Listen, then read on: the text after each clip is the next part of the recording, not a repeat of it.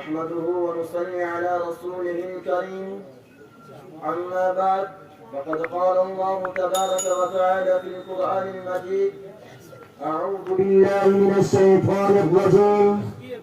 بسم الله الرحمن الرحيم. ذلك الكتاب لا ريب فيه هدى للمتقين. وقال النبي صلى الله عليه وسلم: خيركم من تعلم القرآن وعلمه.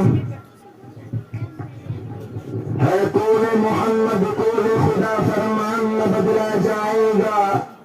ہے قول محمد قول خدا فرمان نہ بدلا جائے گا. بدلے گا زمانہ لاکھ مگر قرآن نہ بدلا جائے گا. صدر محترم، اسٹیج پر رونق کا افروز بزرگان دین اور حاضرین جلسہ، آج کی اس محفل اور آج کے اس مبارک اجلاس میں میرا موضوع سخن دنیا کی سب سے پاکیزہ اور مقدس کتاب قرآن پاک ہے. ہمیں چڑھتے سورج کی طرح یقین ہے کہ اس کا ایک ایک حرف سچا اور صادق ہے. وہ قرآن پاک جس کی زبان مقدس بیان مقدس فصاحت و بلاغت کا خاتمہ کا سمندر جس کے متعلق ارشاد ربانی ہے. قرآن وہ کتاب ہے جس کے صادق اور برحق ہونے میں کوئی شک و شبہ نہیں اور جس کے بارے میں محسن انسانیت حضور پاک صلی اللہ علیہ وسلم نے یہ ارشاد فرمایا کہ تم میں سب سے بہتر وہ شخص ہے جو قرآن کو سیکھے اور سکھائے. دعا کیجئے خداوند قدوس ہم سب کو قرآن پاک کی دولت سے مالا مال فرمائے. نوجوان دوستو، قرآن پاک کا بے ذوالجلال کی طرف سے عطا کردہ وہ حسین تحفہ ہے کہ جس نے 25 برس طویل مدت میں پورے عالم میں وہ انقلاب برپا کر دیا. بڑے سے بڑے فصحاء، بلغاء، ادبا، شعراء حیران نشستہ رہ گئے جس کی آیتوں کو سن کر پتھر دل موم ہو گئے. دوستو، یہی وہ قرآن ہے جو رہتی دنیا تک کے انسانوں کے لیے سراپا ہدایت و رحمت ہے. یہی وہ قرآن ہے یہ رسول صلی اللہ علیہ وسلم کی رسالت کو اعزاز بخشا. یہی وہ قرآن ہے جسے مردہ قلوب کو تازگی بخشی. ہاں، یہی وہ قرآن ہے جس کی برکت سے جنات و شیاطین کا آسمانوں پر جانا بند ہوا. یہی وہ قرآن ہے جس کی برکت سے عزت و رفعت کے شامیانے گر گئے. یہی وہ قرآن ہے جس کے بدل محبوب حقیقی کی رضا نصیب ہوتی ہے. یہی وہ قرآن ہے جو سچائی اور امانتداری کا درس دیتا ہے. یہی وہ قرآن ہے جس کے بدل عمر فاروق رضی اللہ تعالیٰ عنہ کو ایمان نصیب ہوا. یہی وہ قرآن ہے جس کی نظیر پیش کرنے سے ساری دنیا عاجزوں و غافل رہے. یہی وہ قرآن ہے جس نے ذہنی قوتوں کو جلا بخشا. یہی وہ قرآن ہے جس کی برکت سے اگے ہوئے چمن میں بہار پیدا ہوئی.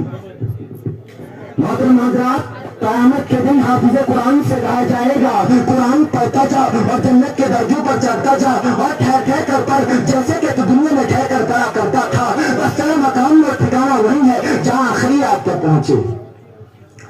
اللہ کا یہ مقدس اور پاکیزہ کلام تمام کلاموں سے افضل اور برتر ہے. حدیث پاک میں آتا ہے فضل کلام اللہ علی سائر الکلام کفضل اللہ علی خلقہ. اللہ کے کلام کو سب کلاموں پر ایسی فضیلت ہے جیسے کہ خود تعالیٰ شانوں کو تمام مخلوق پر اللہ کا بلایا. خدا کا پیارا نبی ارشاد فرماتا ہے جس نے قرآن پڑھا اس پر عمل کیا اس کے والدین کو قیامت کے دن سورج سے بھی زیادہ روشن تاج پہنایا جائے گا. غور کرنے کا مقام ہے تو والدین کو اس قدر انعام سے نوازا جائے گا تو خود پڑھنے والا کا مقام اور مرتبہ کا خیالم ہوگا.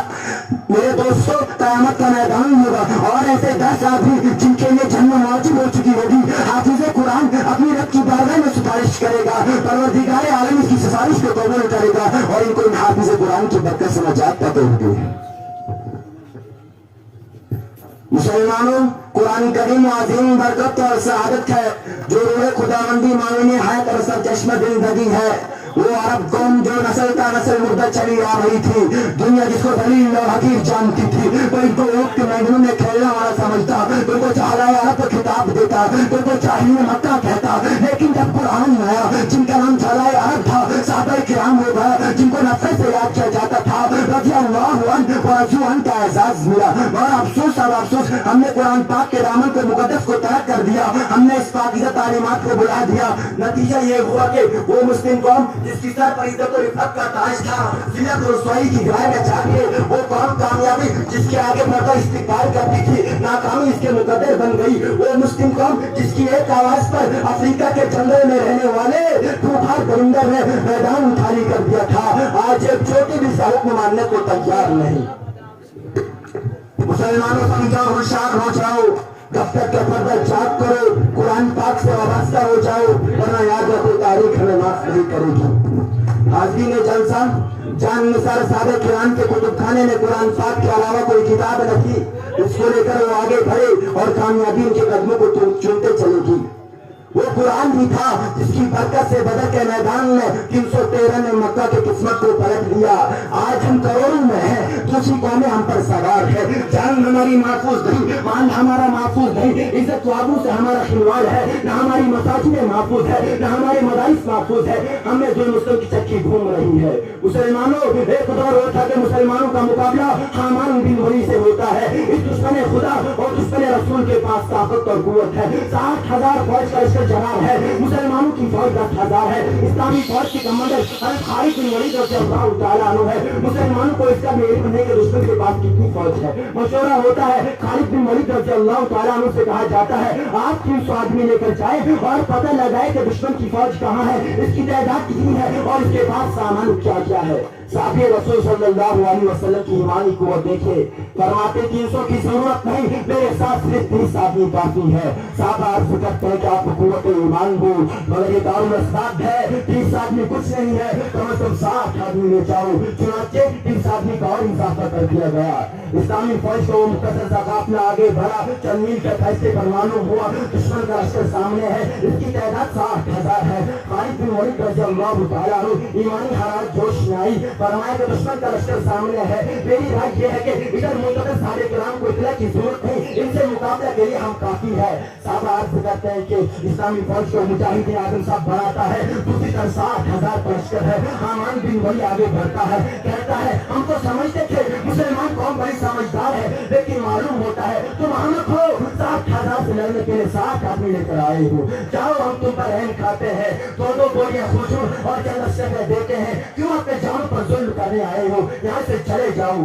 دوستو، جگر پر ہاتھ رکھے اور سنیے، حضرت خالد بن ولید رضی اللہ تعالیٰ عنہ فرماتے ہیں وائس بن کر آیا ہے یا کمانڈر بن کر آیا ہے، اسے شرم نہیں آتی، اپنی بزدلی کو اپنی وائس کے پردے میں چھپاتا ہے، تمہیں لڑنے کی طاقت و قوت نہیں۔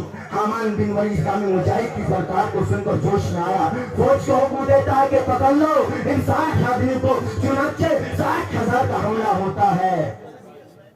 صحابہ کرام ان میں گھس جاتے ہیں۔ راوی کہتا ہے رسول خدا کے وہ جان بار سپاہی گھستے ہوئے تو نظر آئے، پھر پتہ نہیں کہ وہ کہاں ہے، سوائے تلواروں کی چمک اور کھچا سے کچھ نظر نہ آتا۔